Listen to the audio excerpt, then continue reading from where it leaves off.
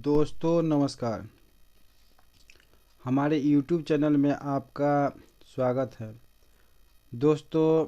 अभी जो non banking की स्थिति बनी हुई है, बड़ी भयावह स्थिति है। सारे नॉन बैंकिंग कंपनियां धीरे धीरे बंद कर और अपना बोरिया बिस्तर चौपेट कर और चलती बनी, और निवेशक का पैसा मिलने की कोई उम्मीद ही नहीं लग रही है। दोस्तों, 1978 से अभी तक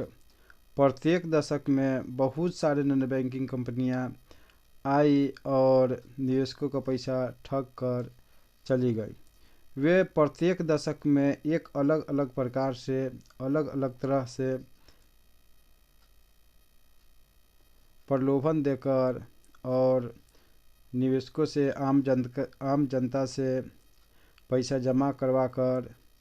ज़्यादा ब्याज के लोभ देकर और ठग कर चली गई। दोस्तों, ये कंपनियां मार्केट से तब तक पैसा जमा करवाती है जब तक कि उनका मैच्योरिटी, माने जो टाइम पुरता है तो देने का जो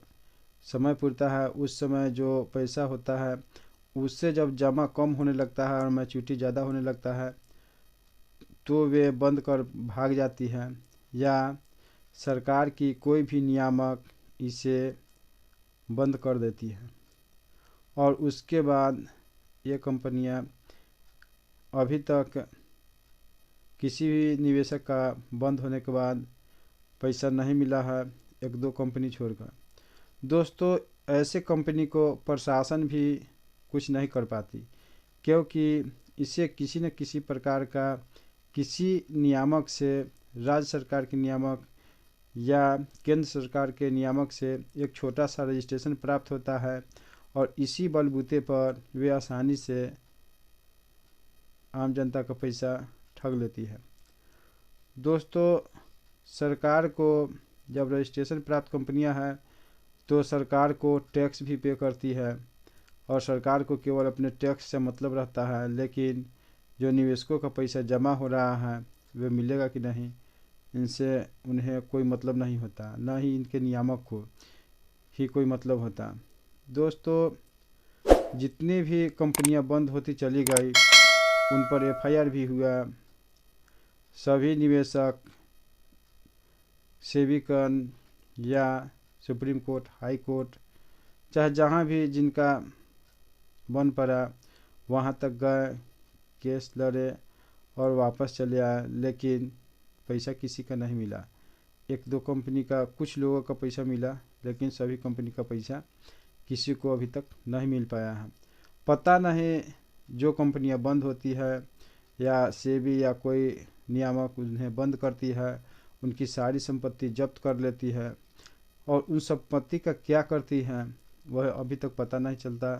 कि वे क्या होती है, और लेकिन पैसा किसी को नहीं मिलता। इसी कड़ी में दोस्तों बहुत सारे कंपनियां हैं, जैसे पहले से जो बंद हो चुकी है, एल्केमिस्ट, पीएससीएल, रोज वैली, समृद्ध जीवन इत्यादि। लेकिन एक सहारा इंडिया कंपनी है जो अभी चालू है, इनके सभी ब्रांच खुले हुए हैं, फिर भी ये पैसा अभी नहीं दे रही हैं। फिर भी इन्हें न तो सरकार कुछ कर पा रही है, न ही सेबी और न ही कोर्ट। इन्हें छोटा सा एक बहाना मिल गया है एम्बार्गो का, और इसी पे ये लोगों को बहला फुसला कर अभी भी पैसा जमा करवा रहे हैं, और लोगों को पैसा जो जमा होता है उसी में से कुछ रिटर्न कर देते हैं, लेकिन ये अपना पैसा जो अभी तक लिए वो किसी को लौटा नहीं रहे हैं, जिस कारण से बहुत भयावह स्थिति बनी हुई है। कितने लोगों का शादी टल गया, कितने लोग तो दुनिया छोड़ चले गए, कितने लोग का तबीयत खराब है, उनका इलाज नहीं हो पा रहा है, और इसी कड़ी में कितने लोग धरती छोड़ दिए, लेकिन पैसा नहीं मिला। दोस्तों, जब वोट की बारी आती है, जब इलेक्शन की बारी आती है, तो हम सभी अपना बहुमूल्य वोट दे करके विधायकगण एवं सांसदगण को जिताते हैं, दोस्तों, ये जनप्रतिनिधि हमारी जन समस्याओं को सुलझाने का काम करते हैं और उन्हें तो बहुत सारा काम होता है, साथ में हम सभी की जनता की जन समस्याओं को सुलझाने का भी काम करते हैं। क्यों न हम सभी एक प्रयास और करके देखें, जिसमें कि हम सभी निवेशक अपनी पैसा को मांग को लेकर एक आवेदन लिखे, जो आवेदन एक टाइप किया हुआ हो, कंप्यूटर द्वारा टाइप करवा कर, और साथ में कम से कम 500-1000 निवेशक की उस पर दस्तखत हो, और उनका जो जमा है जिस भी कंपनी में जमा हो, चाहे एल्केमिस्ट में हो, सहारा इंडिया में हो, एल्केमिस्ट, सहारा इंडिया, रोज वैली, समृद्ध जीवन, रियल सनशाइन, या जिस भी कंपनी में हो, उस कंपनी के कम से कम 500-1000 निवेशक मिलकर और एक आवेदन टाइप करवा करके, और साथ में उनका जो निवेश का खाता नंबर है उसका लास्ट का 4 अक्षर, कितना निवेश है और कब निवेश है, कितना मिलेगा और कब मिलेगा, और लास्ट में हस्ताक्षर, इस ढंग से कम 500, 1000, 2000, 5000, 10000, 20000 की कतार में निवेशकों की वर्ण लाइन में हस्ताक्षर हो, साथ में उसके खाता नंबर और पैसा का वर्णन हो, और इस ढंग से अपने नियरेस्ट विधायक जी को दिया जाए, जिससे कि वे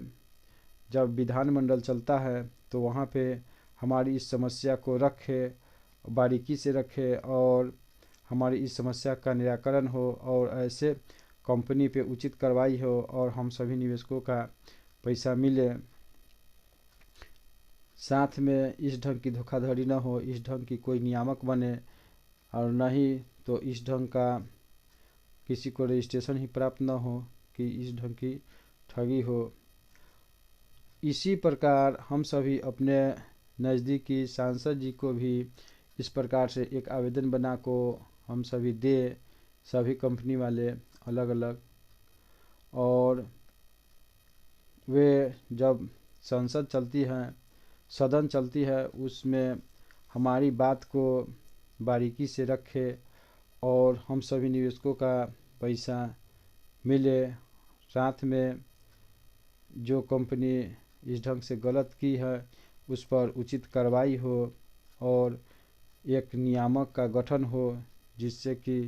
इस ढंग की ठगी न हो, या अगर नियामक न बने तो इस ढंग की कंपनी को किसी भी प्रकार का रजिस्ट्रेशन न मिले, जिससे कि भविष्य में इस ढंग की ठगी न हो तो अच्छा होता। धन्यवाद।